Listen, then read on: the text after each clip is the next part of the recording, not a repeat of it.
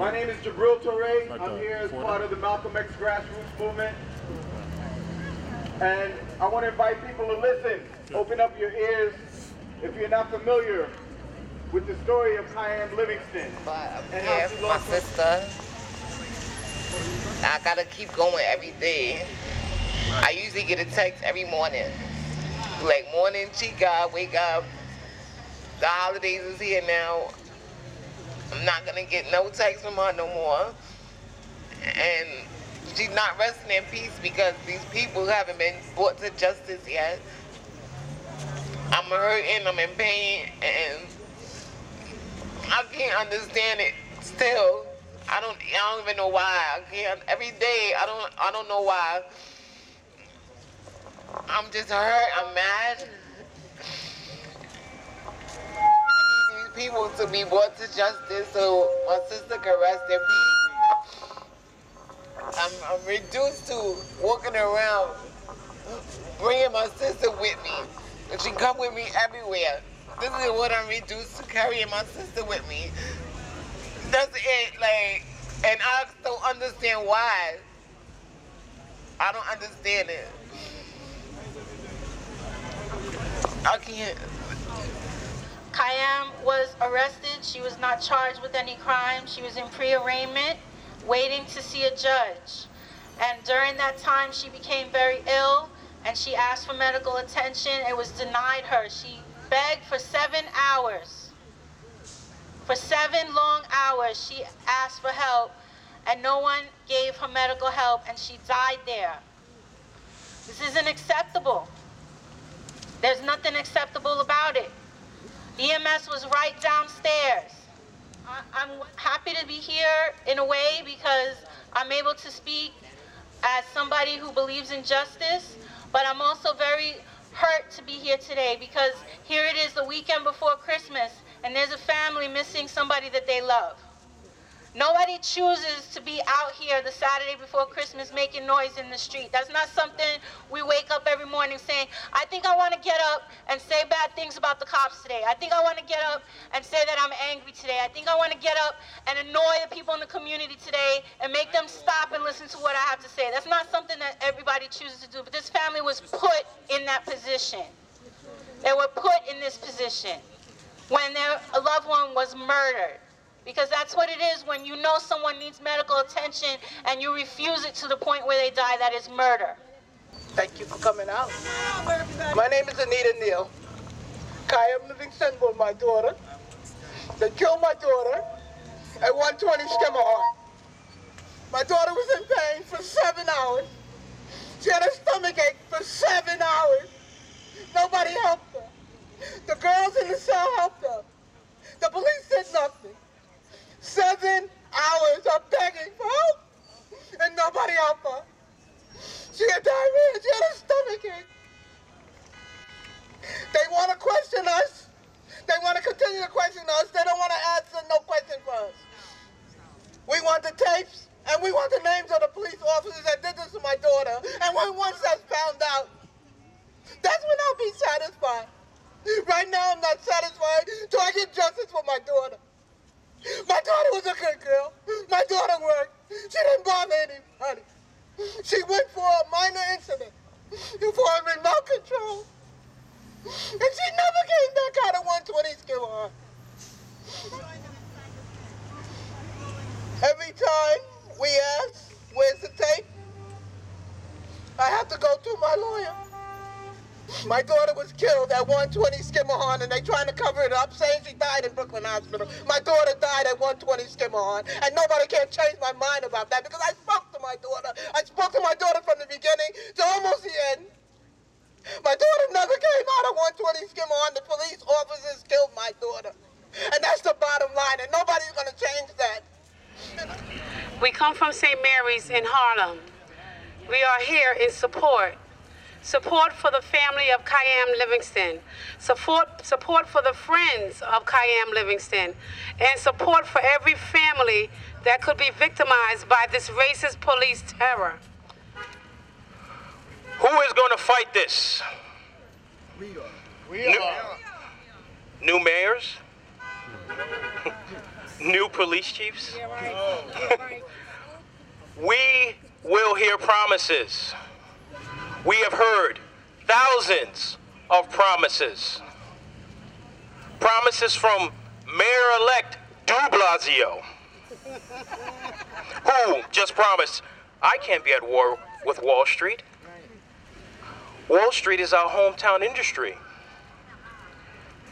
Promises from Bratton, who arrests workers who have to beg for sandwiches and coffee, who fires rubber bullets at demonstrators.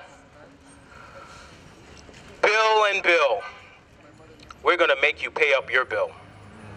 The barons of Wall Street are paying for fascist terror to protect the staggering system of exploitation and death, here and worldwide.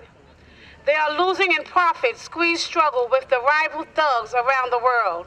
They must make us heal under their plans for oppression and for their new plans for war. That is why they pay these killing cops. They are paid to intimidate us. They are paid to murder us. They are paid to control us. But sisters and brothers, we can pay too. We must pay too. We must pay them back. We must act and act together. We must continue the struggle for justice for each of our fallen workmates and their families.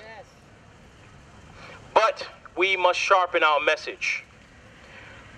We must take our message into every school, every congregation, and into every workplace, into every community, and into the hearts and minds of everyone we know. I have a very, very small thing to bring you. That we are one. We are indeed one on the street here. Those of you who are listening and have maybe heard some of the ideas here, understand that we're one. We have to stand up against any kind of terror. Police terror, terror from the president's terror, from wherever it comes from. The main terror is our own terror, the terror we feel in our heart whenever we stand up for something. You must learn, and we must learn all together, that terror should promote us to be more involved in the struggle to change society. My name's Neil. I'm a longtime resident of this community. I've been in this community for about 45 years, and I've seen it change. I've seen it change in its complexion from light to darker, and now it's getting lighter again, it seems, in some parts. But one thing that has happened is there have been incident after incident of racist police violence.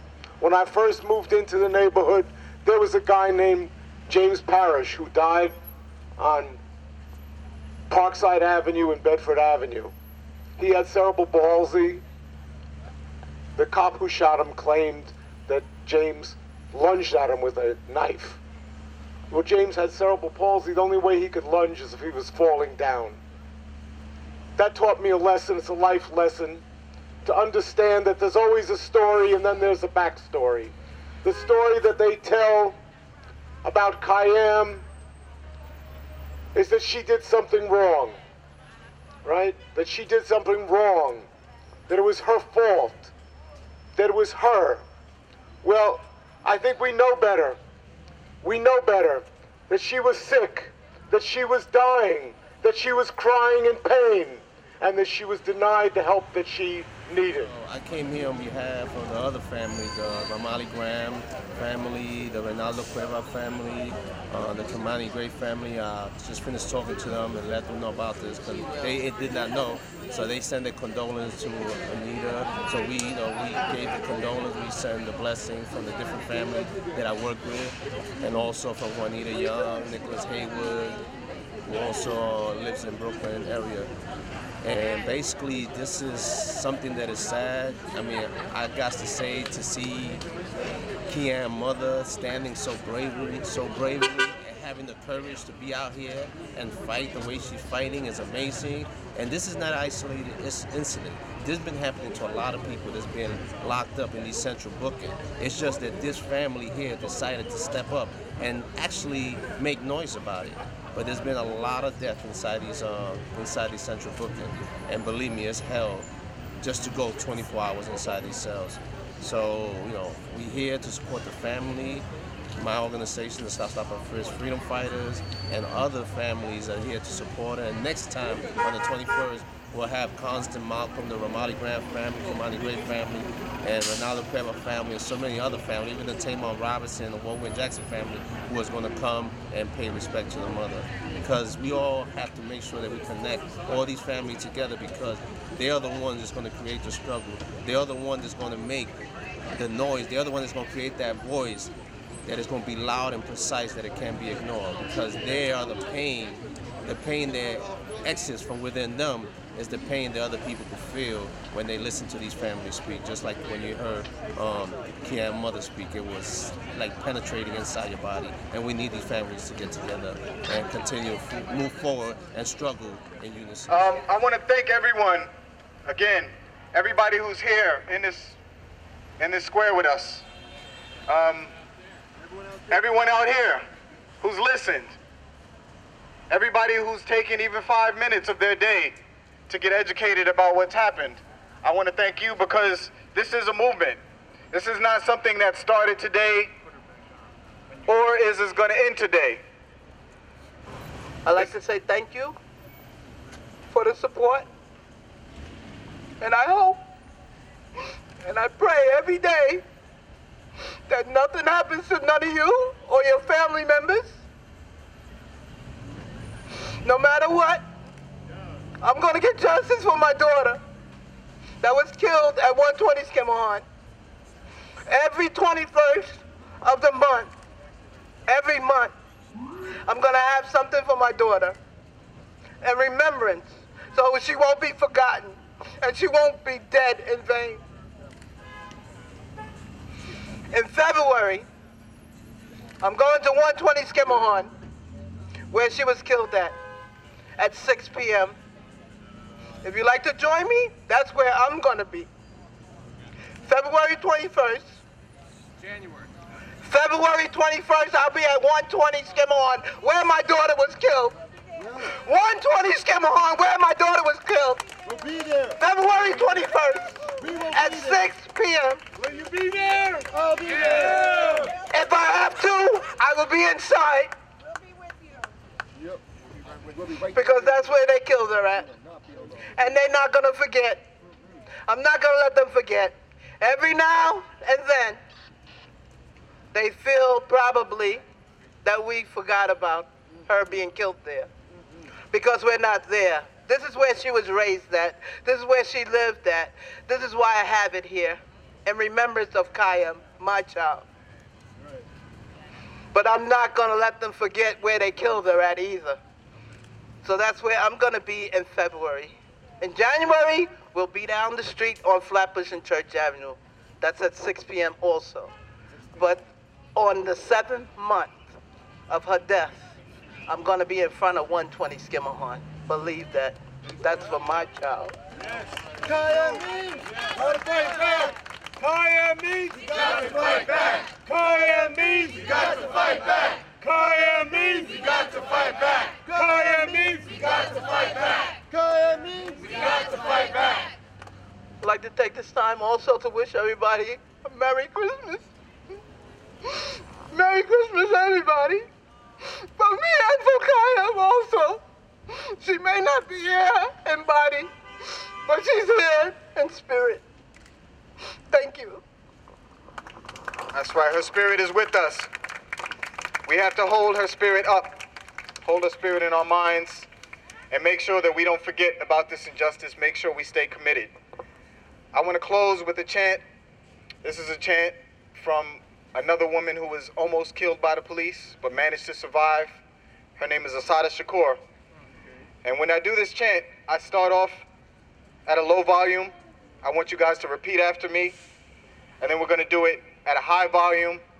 And I want everybody to leave peacefully. And remember that we need to be back here on January 21st. We have a duty to fight. We have a duty to fight. We have a duty to win. We have a duty to win. We must love each other. We must love each other. We must protect each other. We must support each other. We have nothing to lose but our chains. We have a duty to fight. We have a duty to win. We must love each other. We must protect each other. And we must support each other. We have nothing to lose but our chains. We have nothing to lose but our chains.